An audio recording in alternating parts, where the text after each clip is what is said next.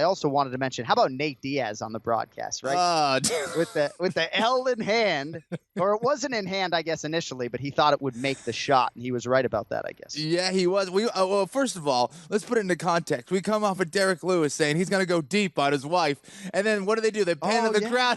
They pan to the crowd. You see Nate Diaz with a cannon in his mouth and a lighter, just getting ready to go. And I turned to one of our coordinating producers.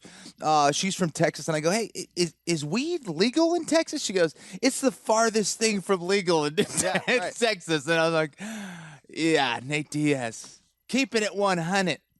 Yeah. It's amazing. Nice it's tweet amazing that I saw this He's morning. a G. I was long since asleep by the time all of that stuff went down, of course, but I woke up and watched all of it today and thinking, why can't I be calling the fights when they show Nate Diaz with a blunt in his hand, right? To have a chance to, lend something to that conversation, but wasn't meant to be. Yeah. So a lot to get to. Obviously, we'll recap Austin. We'll get you picks on Orlando. James Vick probably going to join us in about 15 minutes or so. He moved to 9-1 in the UFC by beating Francisco Trinaldo last night. So bunch of shit to get to. Yeah. Ken Flo's late with no cell phone. We're against the clock already. Let's get to headlines. Headlines. It's time for headlines. I have some very urgent and important breaking news. Headlines. On the John Anik and Kenny Florian podcast. All right, so main event, Donald Cowboy Cerrone went in L3. Yancy Medeiros went in W3, and now Medeiros' winning streak goes by the boards. He loses to Donald Cerrone here with 2 seconds to go in the first round. Kenny, I know you broke down the hell of this thing on the post-fight show.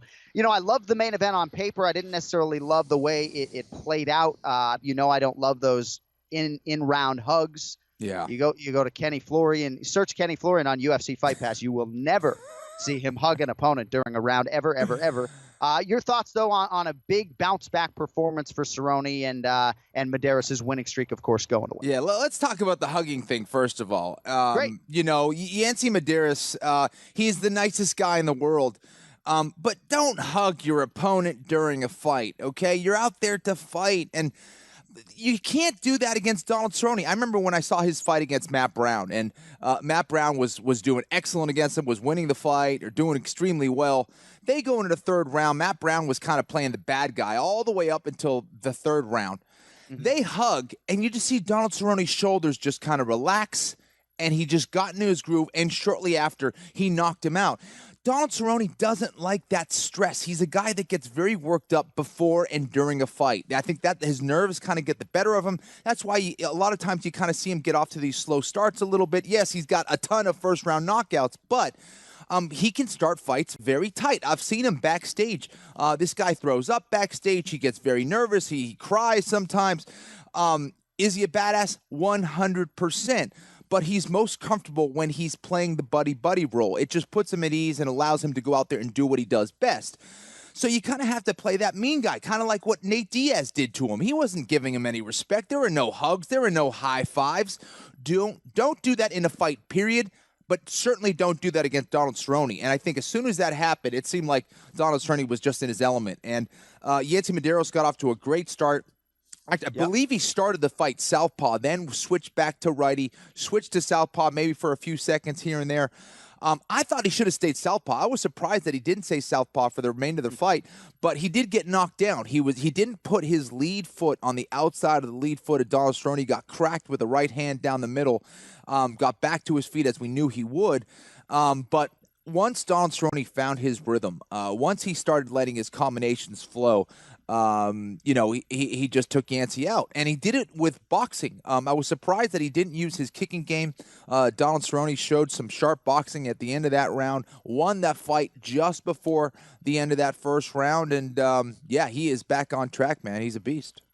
And it looks like Donald Cerrone wants to go to 155 pounds, and we're going to get to James Vick, Kenny, but a guy like that would love to get his mitts on someone like Donald Cerrone at whatever stage of their career. So they're going to be big fights at lightweight if Cerrone indeed wants to move down. And again, I just think in that top 10 at welterweight, there are a lot of guys that present a lot of problems for Cerrone. So if the weight cut isn't too much, he hasn't gone through it all that much recently, so maybe that helps a little bit as he tries to go back down. To me, he looks sturdier, though, so I don't know exactly how easy that is going to be. On the other side, Kenny Yancy Medeiros, to me, this is disappointing, right? I understand the appeal of a main event against Cerrone, especially on the heels of that huge fight and performance against Alex Cowboy Oliveira last December. But this thing came together very quickly. And as soon as it was announced, I think a lot of people in the Medeiros camp probably thinking, man, this is a quick turnaround after that type of fight. And a 5-round fight. Not that Yancey looks like Sage Northcutt, but he looked a little bit soft to me. I don't know what kind of shape he was in, if he needed to go 5 rounds here. And I don't know. I just felt like this was Medeiros' window to see just how far he could take it. And I don't know. Sometimes when a guy's momentum is halted like this, you sort of feel like other guys strategically would not have taken this fight. They would have tried to preserve the win streak and focused on contention as opposed to just entertaining and chasing bonus. It's an excellent point. And, anytime you get offered a fight from the UFC or anytime you get offered a fight, period, you have to look at all the advantages and disadvantages. And I think that the advantages outweighed the disadvantages here. For Yancey Medeiros, sure. For him, when would he have gotten another chance at a main event in the UFC? And I think that, the fact that he was going against another quality striker in Donald Cerrone, he liked his chances there.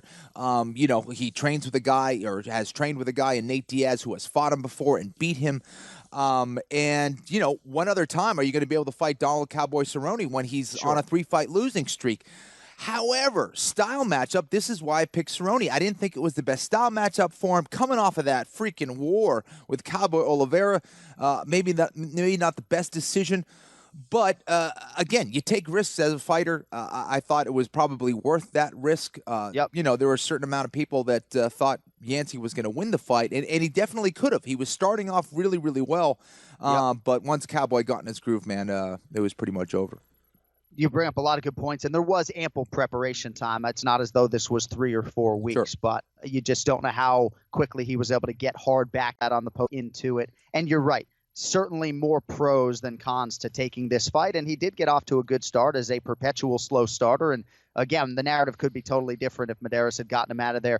I have no issues really with the stoppage. I don't know how much you guys talked about that on the post-fight show, but Yancey obviously was disappointed after the fact. Nice moment there with Medeiros and Cerrone's grandmother, of course, just too friendly for me at times when it was going on. And I say that with all due respect, a little fat Jewish kid sitting here in South Florida, right? But I mean, I feel like I have so much respect for Yancey. He literally is Mr. Congeniality, right? One of the nicest guys on the roster, got personal relationships with all these guys, but I check out when I see that pre-round hug a little bit is all I'm trying to say. And it's a great point. For me, I mean, how do you become that friendly with your opponent and their opponents' families and all that stuff and go out there and go, yeah, I'm ready to hurt that guy? You know what I mean?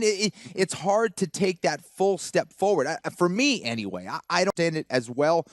But interestingly enough, Cowboy, after that fight, seemed to be a little disappointed as well. We talked to him, and he said, I should be excited. I'm happy I got the win. I was on a losing streak, obviously, but I felt like I should have got off to a better start. I don't know what I need to do to get that good start consistently.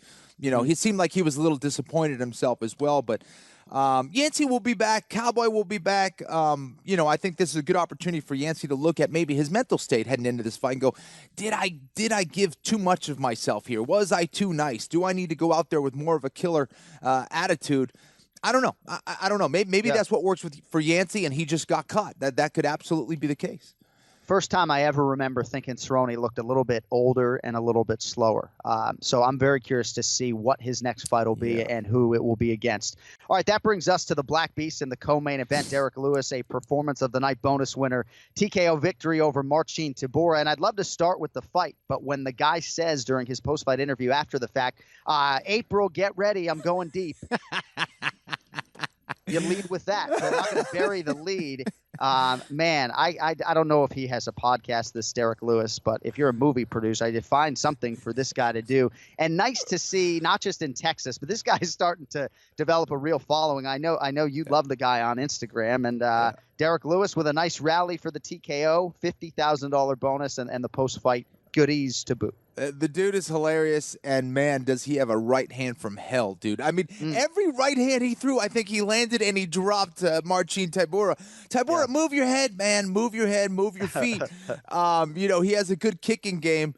but needs to work on his boxing big time. You know, when you're facing a guy like Derek Lewis, get out the way. And for Derek Lewis, man, he's got to improve his wrestling and he has to improve his jiu-jitsu. Yeah. You cannot turn your back that many times and expect to get out of it. And for Marcin, he's got to be kicking himself today going, how did I not submit that guy? I'm a Brazilian Jiu-Jitsu brown belt. Derek Lewis, I don't even know if he's a blue belt. He's strong as hell. He can move really well.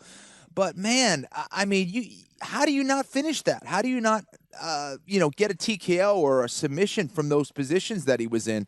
So, yeah, it had to be disappointing for him.